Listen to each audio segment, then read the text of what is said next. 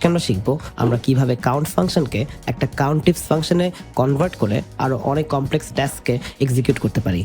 সামিস ফাংশনসের মতো কাউন্টিফস ফাংশন একটা logical function যেখানে আমরা ভিন্ন কন্ডিশন বা শর্ত অ্যাসাইন করে কাজ করতে পারি। টু এক্সাম্পলিফাই, আমরা আমাদের সামনে এখন দেখতে পাচ্ছি কোম্পানি XYZ এর অর্ডার রিলেটেড কিছু ডেটা সেটটাতে আছে ইউনিক অর্ডার আইডি, অর্ডারগুলো কোন শহরে ডেলিভার্ড হচ্ছে ও কোন ডেলিভারি মোডের থ্রু হচ্ছে, এবং কিছু নিউমেরিক্যাল ডেটা। এখন যদি আমাদের ম্যানেজার জিজ্ঞেস করেন কতগুলো অর্ডার শুধু ঢাকাতে পৌঁছে দেওয়া হয়েছে, ইন দ্যাট কেস আমরা শুধু ঢাকা ভিত্তিক অর্ডারগুলোকেই কাউন্ট করব। এই সেলটা সিলেক্ট করে এখন যদি আমরা শুধু কাউন্ট ফাংশনটা ইউজ করি, তবে এক্সেলকে কিন্তু আমরা এফেক্টিভলি বোঝাতে পারবো না যে তুমি সিলেক্ট বা চিটাগংয়ের অর্ডারগুলো বাদ দিয়ে শুধু ঢাকার অর্ডারগুলোকে গণনা করে নিয়ে আসো। হেন্স আমাদের এই ক্ষেত্রে ইউজ করতে হবে দ্য কাউন্টিফস ফাংশন। এই সেলে কাউন্টিফস লিখে আমরা ফাংশনটা সিলেক্ট করবো ট্যাব বাটন প্রেস করে। এবার প্রথম আর্গুমেন্টে লেখা ক্রাইটেরিয়া রেঞ্জ 1, এর মানে কাউন্ট করার জন্য যে প্রথম শর্ত ছিল ঢাকা, সেই শর্তটা কোন রেঞ্জের ভিতরে লোকেটেড ওই রেঞ্জটা এখন নির্ধারিত করতে হবে।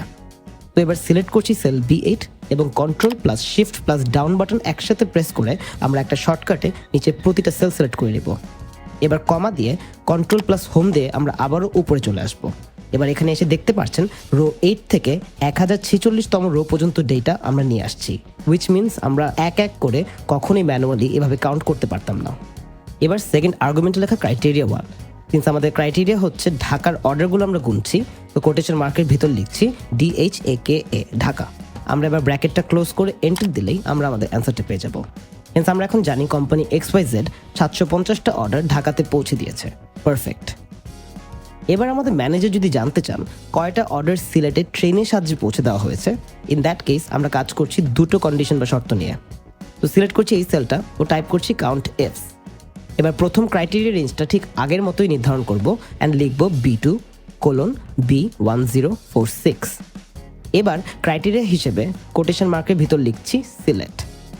আমাদের দ্বিতীয় ক্রাইটেরিয়া রেঞ্জটা আছে কলাম C এর ডেলিভারি মোডের সেকশনটার আন্ডারে।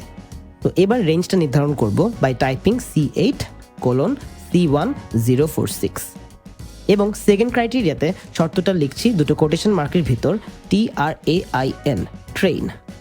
এবার ব্র্যাকেট ক্লোজ করে এন্টার দিলেই আমরা জেনে যাচ্ছি যে কোম্পানি XYZ 36টা অর্ডার সিলেটে ডেলিভার করেছে ট্রেনের সাহায্যে।